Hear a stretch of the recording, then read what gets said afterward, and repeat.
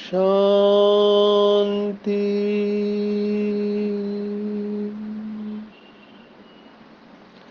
आज 18 सितंबर 2022 भारत में रविवार है।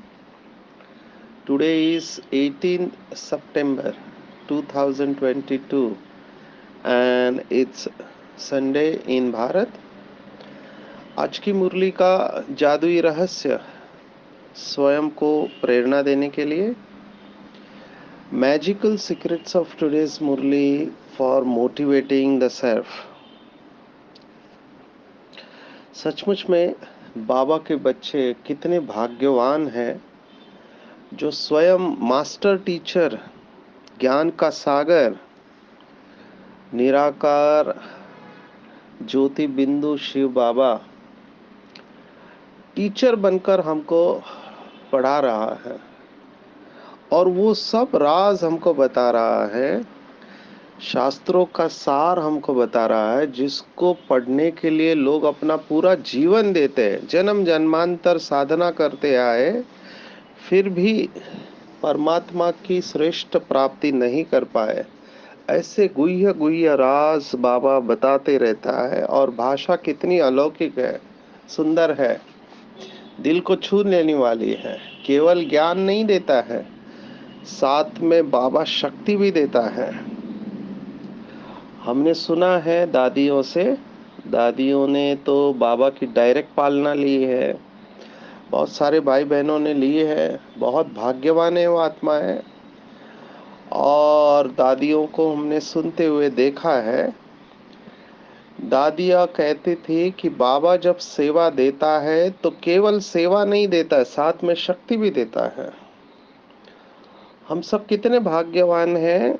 आज मैं भौतिक शास्त्र को पढ़ रहा था तो आदरणीय जगदीश भाई ने एक बहुत सुंदर किताब लिखी हुई है, साइंस वालों के लिए है, बाकी लोगों को थोड़ा समझना मुश्किल है। Parallel between science and religion. तो मैं देख रहा था कि कितना मूंझे हुए हैं साइंटिस्ट और सो कॉल्ड धर्म के रक्षक, सत्य से कितने दूर है। शंकराचार्य क्या कहते हैं, अद्वैत सिद्धांत, द्वैत सिद्धांत, विशिष्ट अद्वैत, कितना कंफ्यूजन, पूरा पूरा सूत ही मुझा दिया है। और मुझे बहुत अच्छा लगा जगदीश भाई ने जिस तरह से लिखा उस किताब में, कि कैसे ये लोग समझते हैं कि सब कुछ एक ही है, वो यूनिटी कॉन्शियसनेस कहते हैं। अनफॉर्चुनेटली मुझे हंसने को तब आता है, बाबा के बच्चे भी इसके ऊपर बोलते रहते हैं कि सब एक है, लेकिन वो किस भाव से बोलते हैं, बाबा किस भाव से बोलते हैं, उसमें जमीन आसमान का फर्क है। वो कहते हैं कि ब्रह्म ही सत्य है, बाकी सब मिथ्या है। उदाहरण देते हैं रस्सी का सांप, रस्सी को सांप समझ लेते हैं और जब होश आता है तो पता चलता है कि अरे ये तो रस्सी है, ये सांप नहीं है। तो वो कहते हैं ये दुनिया है ही नहीं। और दोनों में एक दूसरे को सपोर्ट करते हैं। साइंस कहते हैं देखो भारत के सभी शास्त्र यही बात कह रहे हैं कि एक ही सत्य है, माना अनेक आत्माएं हो नहीं सकते, एक ही आत्मा है, सब कुछ आत्मा ही है, माना अनेक आत्माएं ये संभव नहीं है। और दूसरे तरफ साइंस भी कहता है देखो क्वांटम फिजिक्स के अनुसार एक ही है सब, अलग अलग पार्टिकल है ही नहीं, एक क्वांटम फोम कहते हैं, ऐसे अलग अलग शब्द है। तो वो साइंस का दाखला देते हैं। स्वामी विवेकानंद ने भी यही कहा कि देखो अभी का मॉडर्न साइंस भी हमारी बातों को पुष्टि कर रहा है, वेदांत की बातों को। और बाबा ने कितना सरल कर दिया। इसलिए बाबा जब मुरली में कहता है कि बच्चे आप कुछ नहीं पढ़े हो तो बहुत भाग्यवान है। मैं अपने को भाग्यवान समझता हूँ, क्योंकि इस जन्म में शास्त्र पहले नहीं पढ़े थे। बुद्धू ही कहेंगे, क्योंकि भगवान को परमात्मा कहते ये भी हमको नहीं पता था। आप सोच समझ सकते हैं कि क्या अवस्था होगी सचिन भाई, कि भगवान को परमात्मा कहते ये भी नहीं पता था। अभी सेवा के हिसाब से शास्त्र पढ़ने लगे हैं, उसमें भी भगवत गीता पढ़कर ही पेट भर गया और कुछ भी जानने का दिल नहीं करता है। ये तो महाराष्ट्र में सेवा करनी थी, और हमारे एक भाई है जो शास्त्र पढ़े हैं हमारे, तो उनके कहने पर मैंने पढ़ना चालू किया, क्योंकि महाराष्ट्र में वारकरी संप्रदाय है। तो ज्ञानेश्वरी चलती है, संत ज्ञानेश्वर ने लिखी, वो भी भगवत गीता के ऊपर की टीका है उनकी। या फिर मनाचे श्लोक है, मनोपनिषद कहा गया है, समर्थ रामदास 205 श्लोक है, पूरा मन के ऊपर है, जो घर घर में बोले जाते थे पहले। अभी तो इंटरनेट के ज़माने में कितने लोग बोलते नहीं पता। या फिर हरि पाठ, हरि का एक पाठ होता है जो रोज पढ़ते हैं कई लोग। तो सब बाबा की बातें हैं, तो इनके ऊपर एपिसोड्स रिकॉर्ड करने का भाग्य मिला। उसके बाद पता चला कि लोग कितना भगवान से प्यार करते हैं। हमने तो इतना प्यार किया ही नहीं, इसलिए अपने को भाग्यवान समझता हूँ कि पहले कुछ था नहीं निगेटिव शास्त्रों के बारे में। क्या कहते कुछ पता ही नहीं, संस्कृत का गंध ही नहीं था। ये तो आदरणीय जगदीश भाई से थोड़ी प्रेरणा मिली, उनके साथ चर्चा करते थे, तब उन्होंने कहा कि बाकी सब तो सेवा हो गई वर्गीकरण की, लेकिन गीता का भगवान बाकी है। तब हमने पूछा क्या गीता का भगवान इतना कठिन है, तो उन्होंने कहा कठिन तो नहीं है, लेकिन ये कट्टर होते हैं और लोगों की भावना बैठी हुई है, तो वो बदलना बहुत मुश्किल होता है। लेकिन समय हमको दिखाएगा। तो बाबा ने आज ऐसे श्रेष्ठ ब्राह्मण जीवन की दो निशानियां बताई हुई है। बहुत गहरी मुरली है। हम सब जानते हैं, चौथा अध्याय में हमने देखा संशय बुद्धि और निश्चय बुद्धि। पूरा खेल बुद्धि के ऊपर है। जितनी जितनी हमारी बुद्धि स्वच्छ पवित्र पारस बनते जाएगी, उतना उतना हमारा अनुभव पक्का होते जाएगा, उतनी उतनी हमारी धारणा अच्छी होगी, निश्चय का फाउंडेशन पक्का होगा। बाबा ने दो निशानियां बताई आज की मुरली में, कि ब्राह्मण अर्थात निश्चय बुद्धि और निश्चय बुद्धि अर्थात विजय। बाबा ने अच्छी तरह से पकड़ा है। बाबा कहता है कि बच्चे कहते हैं हमारा 100 क्या 500% निश्चय है। बातें तो बहुत बड़ी करते हैं। एक बार मुझे याद है, बाबा ने क्लास में कुछ होमवर्क दिया था स्व परिवर्तन के लिए। तो बाबा ने बच्चों से पूछा क्या आप समझते हो ये हो सकता है? तो कुछ लोगों ने कहा कि बाबा हुआ ही पड़ा है। तो बाबा का चेहरा उस समय देखने जैसा था। बाबा ने कहा ये किसने कहा हुआ ही पड़ा है, खड़े हो जाओ। माना ऐसे बातें कर देते हैं, बड़ी बड़ी बातें करते हैं। बाबा ने आज उसको पकड़ा है, भावना में आके नहीं बोलना है।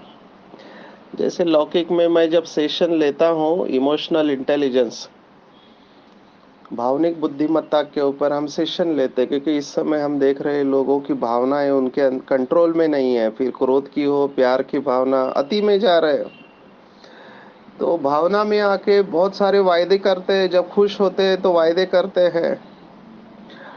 तो मैं कहता हूँ खुशी में कोई भी वायदा मत करो, तारे तोड़ के ला दूंगा, बाद में नहीं होगा और आपको जिंदगी भर सुनना पड़ेगा।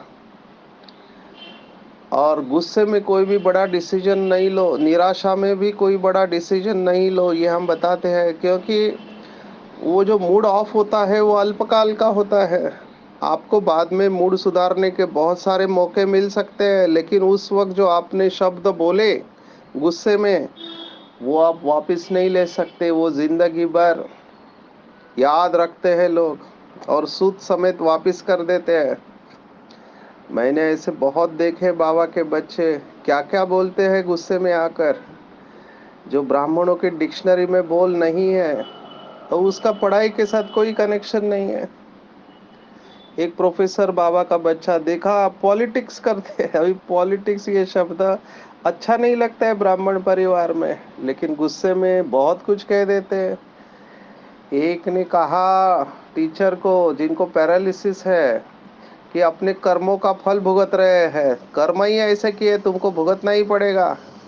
अभी ये भी ब्राह्मणों के बोलने, इसमें शुभ भावना नहीं है, गुस्सा है, बदला लेने का भाव है।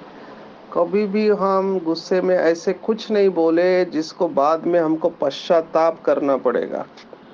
तो हम इमोशनल इंटेलिजेंस में ये बातें सुनाते हैं कि आप वहां से दूर हट जाओ, कागज के ऊपर लिखो या बाद में बात करो, उस क्षण में आप भावना में आकर कुछ नहीं कहना। तो बाबा ने आज कहा कि ये मत कहो 500% निश्चय है, क्योंकि निश्चय का निशानी है विजय। अगर आप कहते हैं 500% है निश्चय, तो विजय भी 500% होना चाहिए। लेकिन क्या ये सच है? अगर सच है तो मुबारक हो, पर मेजॉरिटी में ये बात सच नहीं है, क्योंकि हमेशा विजय होती नहीं है। कभी माया जीतती है, कभी आप जीतते हो। तो बाबा ने कहा कि इसका कारण क्या है। तो बाबा ने आज फाउंडेशन की बात की है कि कोई भी फाउंडेशन जब डाला जाता है बिल्डिंग का, तो चारों तरफ से एक कोना भी कमजोर नहीं रह जाए, पक्का रहेगा, ऐसा देखते हैं। अगर एक भी कोना कमजोर हुआ तो हलचल में आता रहेगा, और हलचल वाला अचल नहीं हो सकता।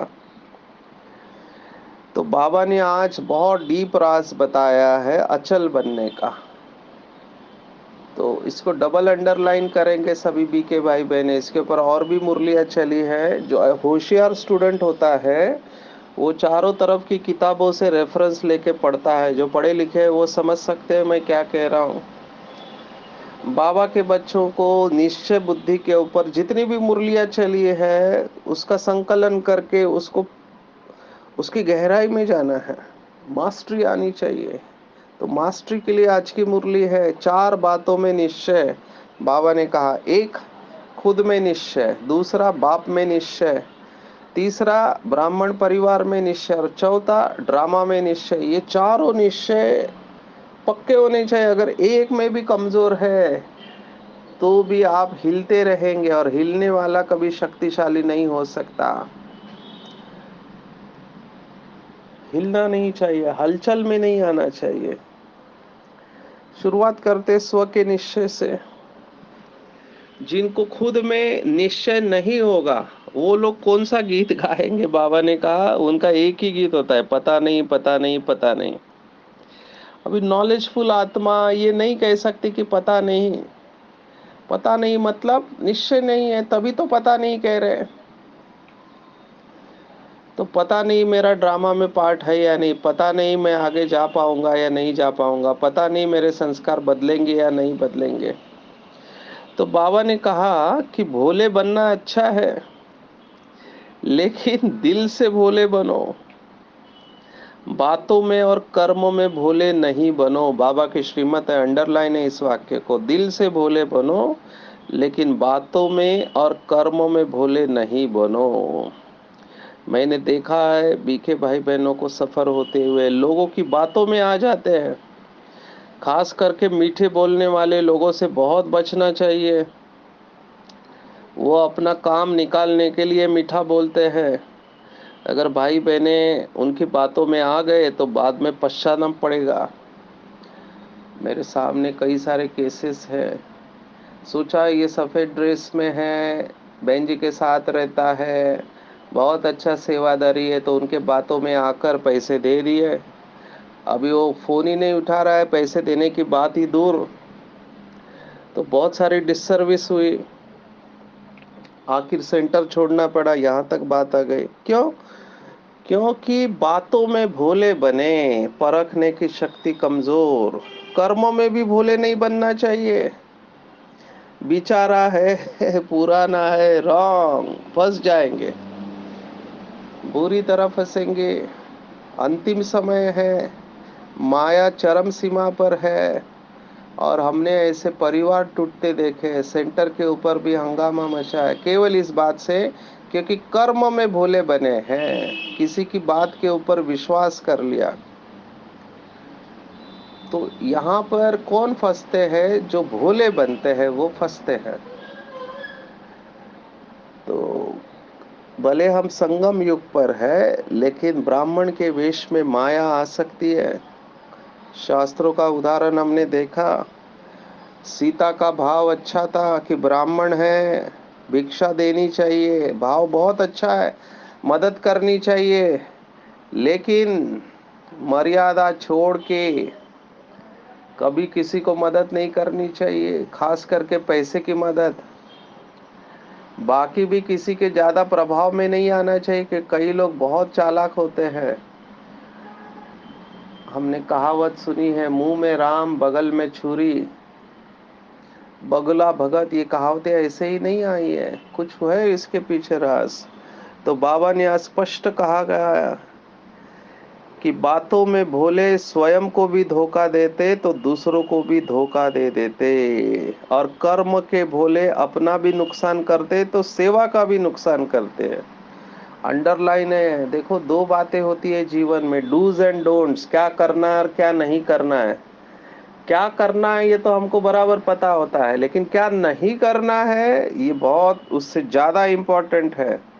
हम डॉक्टर्स को ये सिखाया जाता है, स्पेशली जो सर्जन्स होते हैं उनको ये सिखाया जाता है, जो ऑपरेशन करते हैं, तो काटना तो सबको आता है। सर्जन माना ऑपरेशन करना, माना काटना। लेकिन अच्छा सर्जन वो होता है जिसको पता हो कब नहीं काटना चाहिए। ऐसे ही हम रिलेशनशिप्स में, एक बहुत फेमस कोटेशन है, रिलेशनशिप्स में ऐसे कहते हैं कि relationship doesn't mean that you have good understanding, but how good you are at avoiding misunderstanding. दो शब्द है, अंडरस्टैंडिंग और मिसअंडरस्टैंडिंग, माना समझदारी और ना समझदारी। तो आप समझदार हो, इसमें पास हो, लेकिन आप ना समझदारी कितना अवॉइड करते हो, टालते हो, ये भी बहुत इंपॉर्टेंट है। तो जो दिल के भोले नहीं होते हैं, बातों में और कर्मों में भोले होते हैं, वो सेवा में भी नुकसान कर देते हैं। इसलिए दिल से भोले बनो, बाबा ने कहा। सेंट, सेंट अर्थात महान आत्मा, अंग्रेजी में सेंट माना महान आत्मा होता है। तो बातों में त्रिकालदर्शी बन करके बात सुनो, आदि मध्य अंत सोचो इस बात का। आज हमने इस आत्मा को मदद किया, कल क्या होगा। तो कर्म में हर कर्म के परिणाम को देखकर नॉलेजफुल होकर जानो और फिर करो। कर्म में भी नॉलेजफुल, आज मैं इस व्यक्ति का साथ दे रहा हूं, आगे क्या होगा। कर्म का परिणाम सोचकर, मेरे से भी गलती हुई।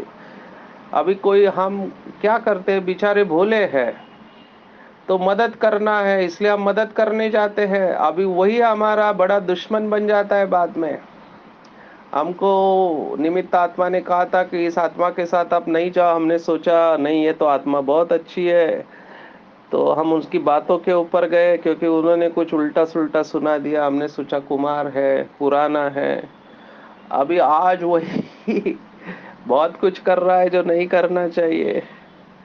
तो ये अनुभव के आधार से आपको कह रहे हैं कि किसी के भोले चेहरे के ऊपर मत जाओ, क्योंकि किसी की अवस्था एकरस रहती नहीं है। नॉलेजफुल होकर जानो और फिर करो।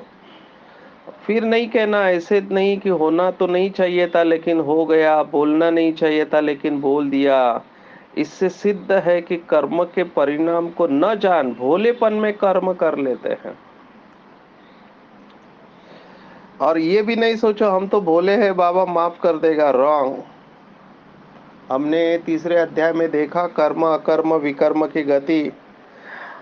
आप भोले हैं, आपको पता नहीं था कि आपके पास सेकंड क्लास का टिकट है और आप एसी में चढ़ गए। आपके पास टिकट तो है लेकिन फर्स्ट क्लास का नहीं है। आप एसी में चढ़ गए। मुंबई में लोकल में चढ़ने के लिए एक भाई आया था, उसको पता नहीं था, उसने टिकट निकाला लेकिन वो एसी में घुस गया। एसी नहीं, सॉरी, फर्स्ट क्लास में घुस गया।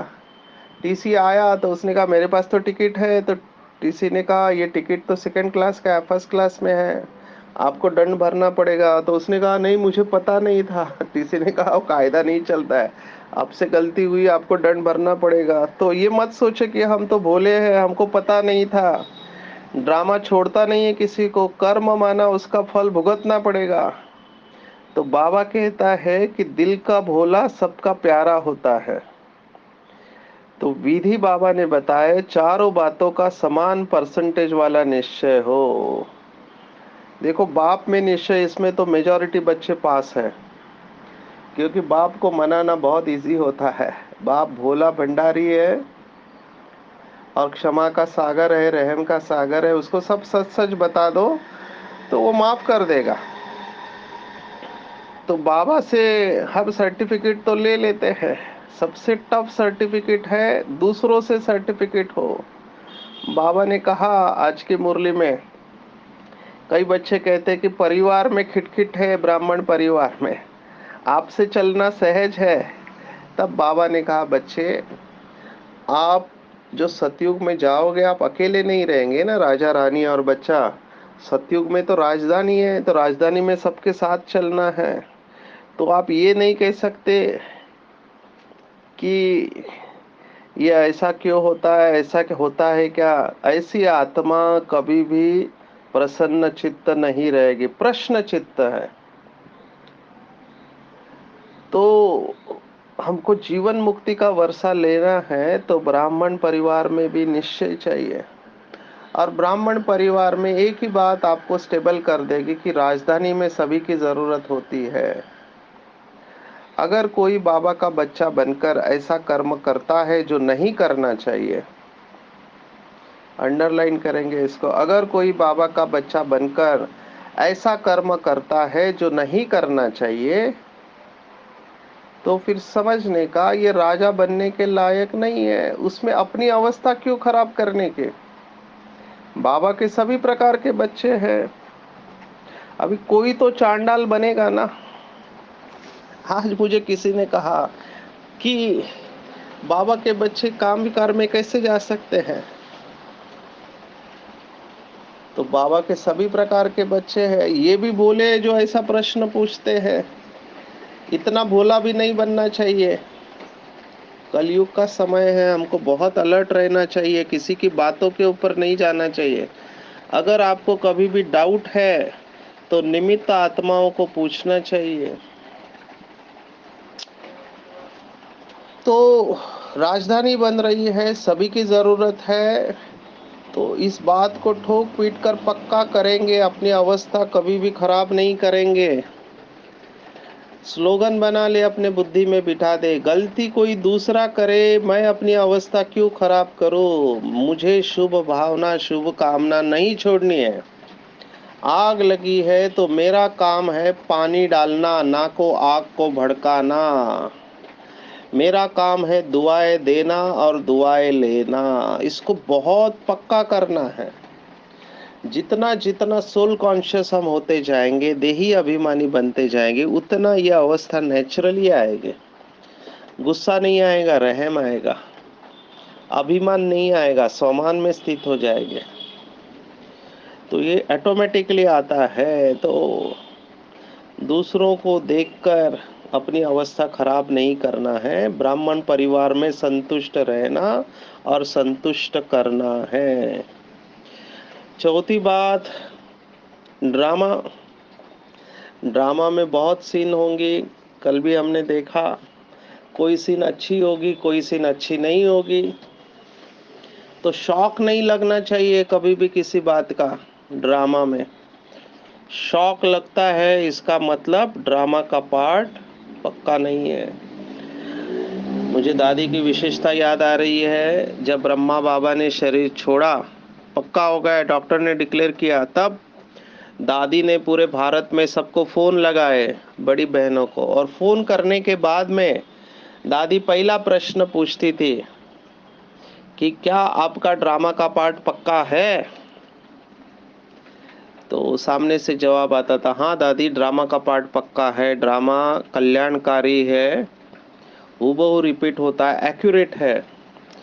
तो फिर दादी कहती थी अच्छा तो फिर सुनो, हमारे बाबा अव्यक्त संपूर्ण अवस्था को प्राप्त किया है। तो बाबा को ये न्यूज़ ऐसे दादी डिस्क्लोज किया दादी ने। अभी ये बात हम सबके लिए लागू पड़ती है। कभी किसी का शरीर छूटता है हमारे परिवार में तो शॉक नहीं लगना चाहिए। हर आत्मा का अपना जर्नी है। कभी कोई अच्छी आत्मा बाबा का हाथ छोड़ जाती है, शॉक नहीं लगना चाहिए। कभी भी शौक नहीं लगना चाहिए। बहुत अच्छी आत्मा, बहुत सेवा किया और बाबा का हाथ छोड़ गई, शौक नहीं लगना चाहिए हमको। आज मुरली में बाबा ने स्लोगन में कहा है, ड्रामा के ज्ञान को स्मृति में रखने वाले ही नथिंग न्यू की विधि से विजयी बन सकते हैं। तुरंत एक ही थॉट आना चाहिए, नथिंग न्यू, नथिंग न्यू। तो इन 4 बातों में हमको पक्का रहना चाहिए। खुद में निश्चय, बाप में निश्चय, ब्राह्मण परिवार में निश्चय और ड्रामा में निश्चय। ऐसे 4 बातों में जिसका निश्चय होगा वो हमेशा शुभ चिंतन रहेगा, शुभ चिंतन में रहेगा। और निश्चय वाले के आगे कभी भी पेपर भी आया तो बाबा ने आज थोड़ा चालाकी को टच किया है कि कई बच्चे बहुत चालाकी करते हैं। कहते हैं वैसे मुझे गुस्सा नहीं आता है, लेकिन कोई असत्य है,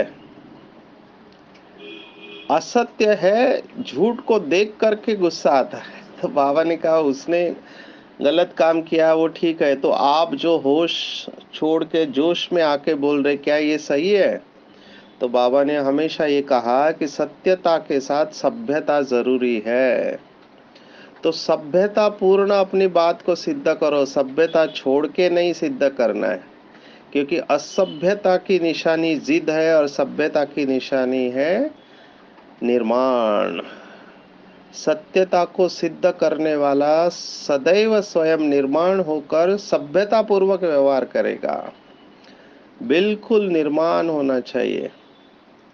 मैं राइट हूं और ये रॉन्ग है, इसको निर्माणता नहीं कहेंगे।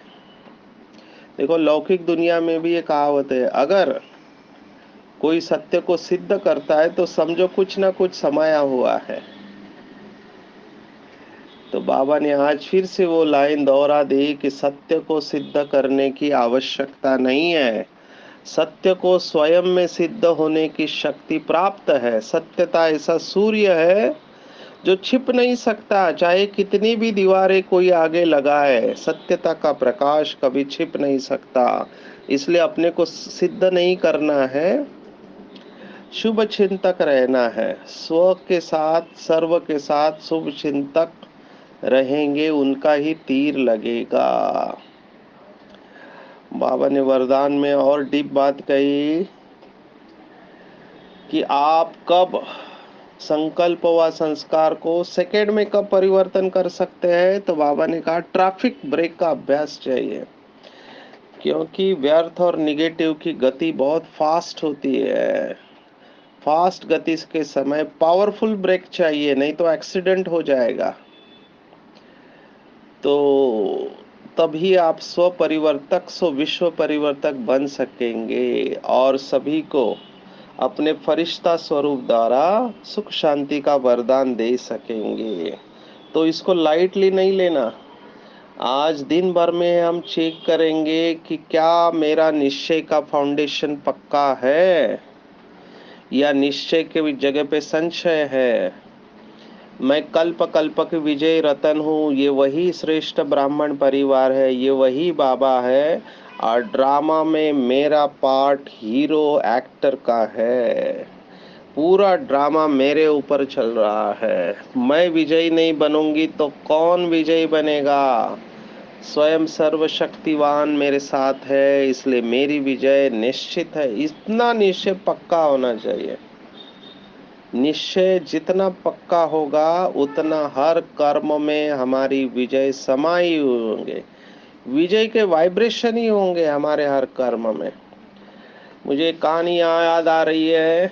हमारे आदरणीय भाऊ विश्व किशोर यज्ञ को संभालते थे। एक बार बाबा ने उनको कुछ प्रिंटिंग का काम दिया तो प्रिंटर वाले ने कहा ये नहीं हो सकता।